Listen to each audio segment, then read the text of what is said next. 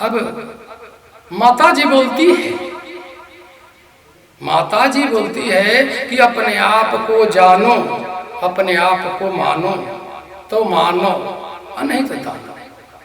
अपने आप को जानने की कोशिश करना चाहिए। सबको आप जानिए कि आप कौन हैं, जाने हैं आप। प्रभु श्री रामचंद्र जी कहे कि मैं तो भी जानता ही नहीं कि मैं कौन हूं। तो माता जी बताई है कि आप एक बैरागी हैं, आपका भाई ज्ञानी है और मैं एक भक्ति हूं। ज्ञान बैराग दो भाई, भक्ति माता तीन, तीन एक साथ ये इतिहास बना दिया।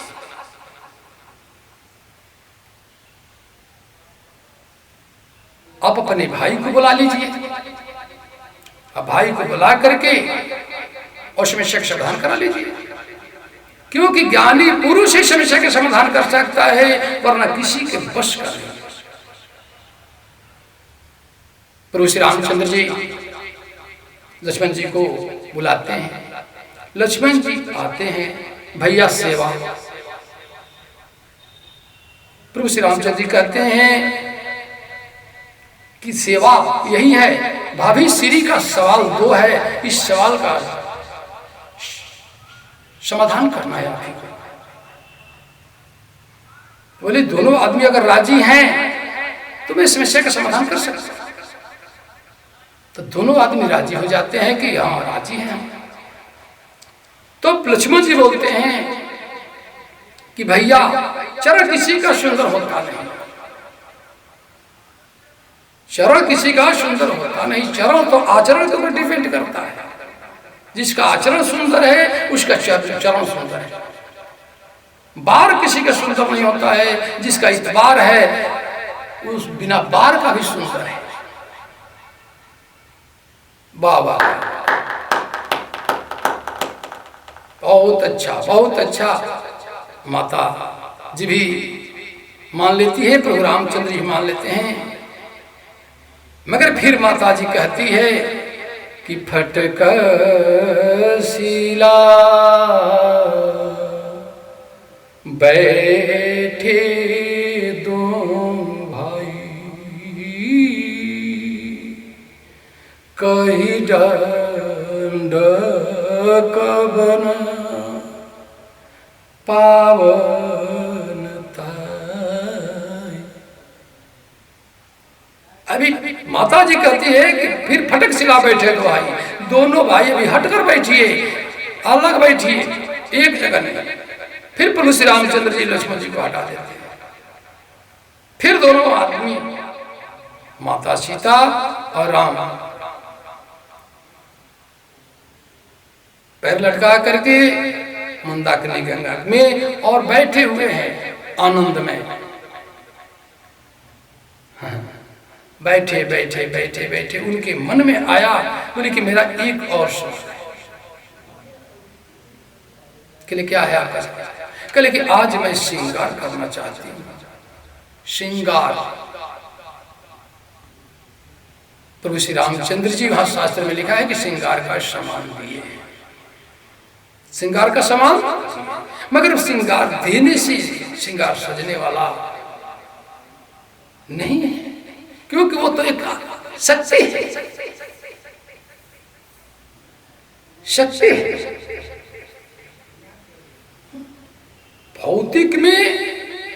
भौतिक में राम का पत्नी है, अध्यात्म में भक्ति माता है, अलौकिक में अलौकिक शक्ति है, औतिक में अलौकिक शक्ति है। औतिक में, औतिक भौतिक अध्यात्म वह अद्भुत शक्ति है। ऐसी श्रृंगार सजाती है, ऐसी श्रृंगार सजाती है, ऐसी श्रृंगार सजाती है कि उस श्रृंगार से तीन लोक हिल जाता है। तीन लोक, तीन सूत्र का कथा चल रहा है, ध्यान देने की बात है। तीन लोक हिल गया, पाताल लोक, मृतलोक, देवलोक। पाताल लोक भी कोई नहीं देखा, मृतलोक भी कोई नहीं देखा, देवलोक में भी कोई नहीं देखा। लेकिन देवलोक में एक आदमी देखा, इंद्र का लड़का चाहिए।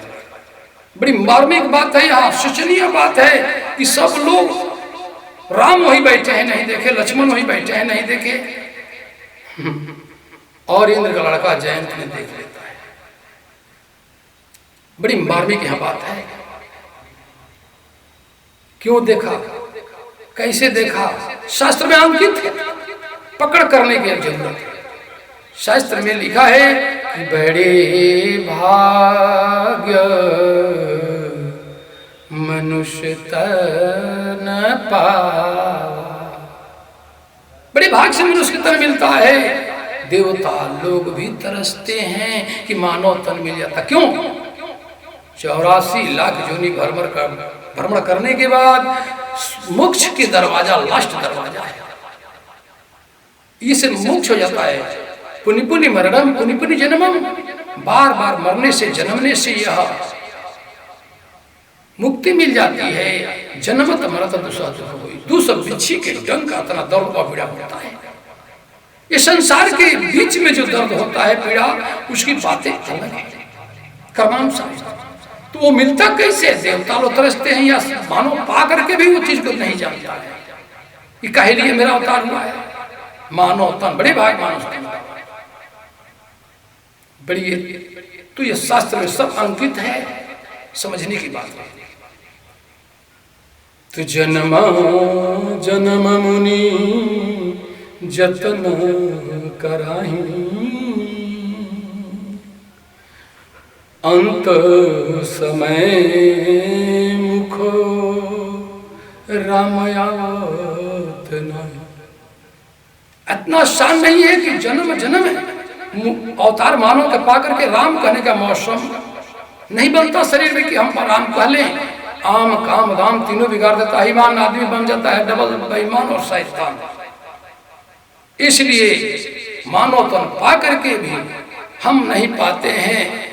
वह दरवाजा कौन है? जिसको मोह गए बिन राम पद होए न दृढ़ अनुराग,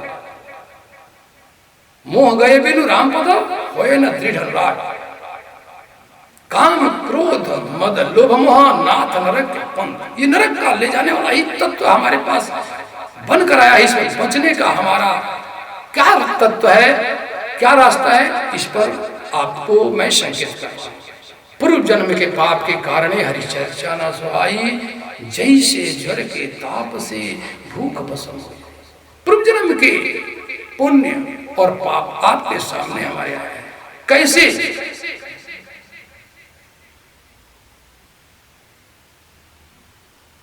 जन्म जन्म मुनि जतन कराही, अंत समय मुख राम।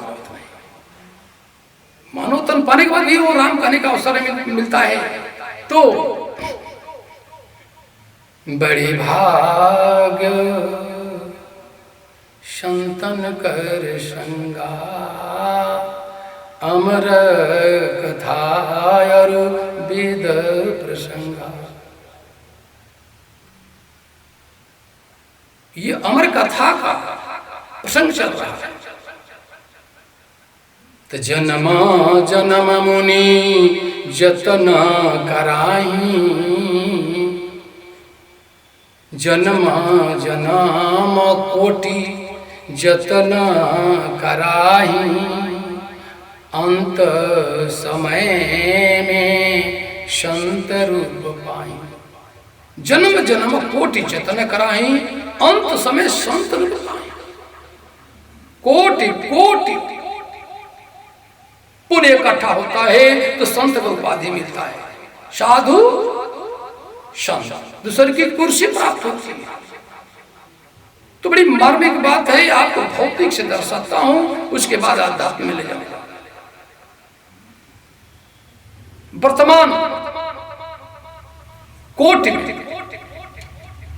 हमारे उत्तर प्रदेश की मुख्यमंत्री आदित्यनाथ जोगी जी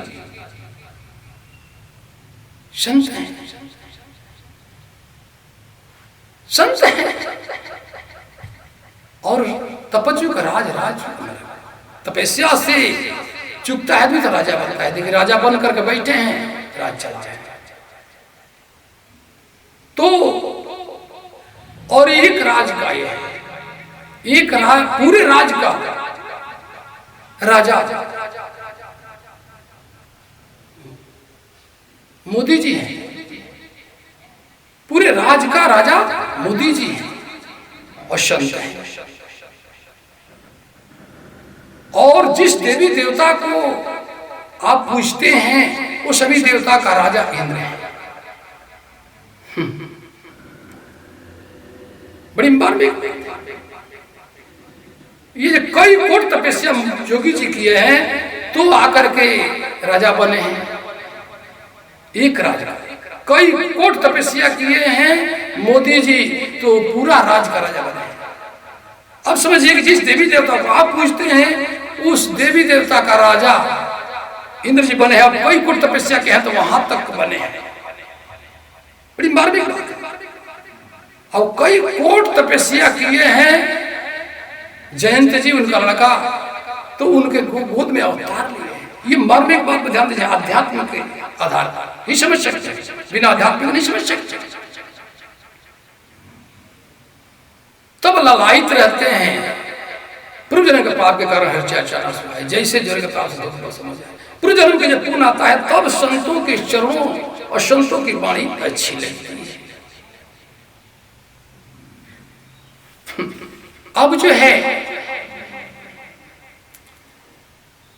वह जयंता को आंख, वो कौन सी आंख है जो कि माँ का श्रृंगार देख लेता है और आकर के चरण चोच मार करके भागता है और राम नहीं देख पाते हैं। जब क्या देखते हैं? राम देखते हैं लाल, चरणों में लाल। लाल मने ब्लड, लाल मने लड़का, लड़का मने लाल। बस समझना चाहिए। तो प्रभु श्री रामचंद्र जी पूछते हैं ये लाल कैसा? तो कहते हैं वो अंगुरी दिखाते हैं, अंगुरी दिखाते हैं। प्रभु श्री रामचंद्र जी वो तिनका के बाण छोड़ते हैं।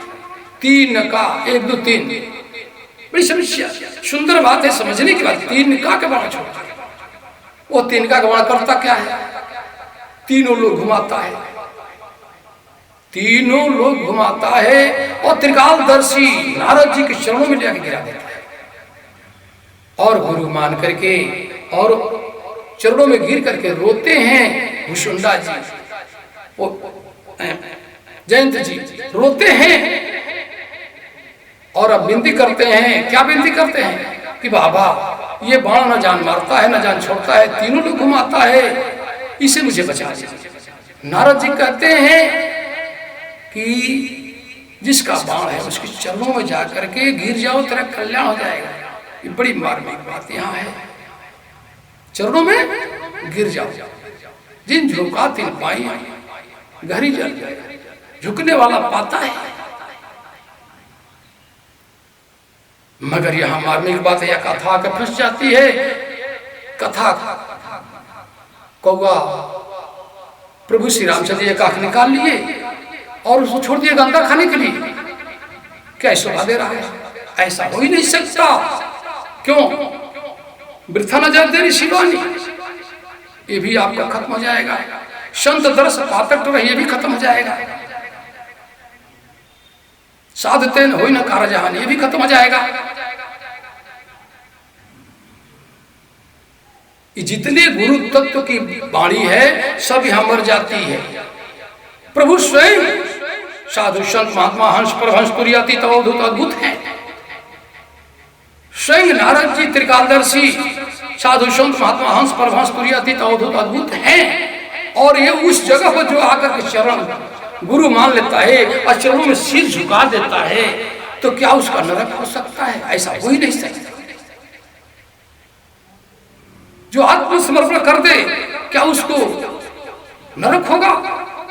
किसी शास्त्र में नहीं लिखा है, कहीं संविधान में नहीं लिखा है कि उसको गंदा खाए और दर दर के ठोकर खाए। बड़ी बात नहीं। प्रभु श्री रामचंद्र जी उनको क्या किए हैं? बड़े भाग मानुष तन पावा, ये कुर्सी है बड़े भाग में। तो प्रभु श्री रामचंद्र जी उनको मानव बनाते हैं। पक्षी नामम रूपो मनुष्य, पक्षी नामम रूपो मनुष्य, मानव बनाते हैं, मानव बना करके नामकरण करते हैं, उनका नाम वही रखते हैं भुसुंडा। विशाल बहुत सुंदर शरीर, गुरु मंदिर सुपुंजा, गुरु मंदिर है सुखी पूजा है। सुंदर नामकरण कर देते हैं और नामकरण करके उनको वहां से छोड़ देते हैं। कहां छोड़ते हैं? अब कहां छोड़ते हैं, कहां भेजते हैं? बिनु हरि कृपा त्रिंग न डोले, तो मानव कहां डोले।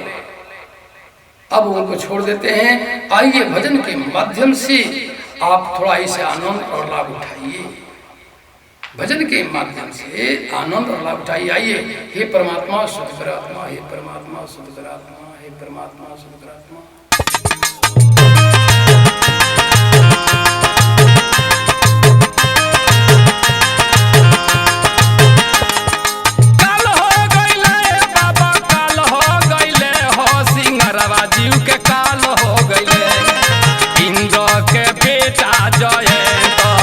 बनल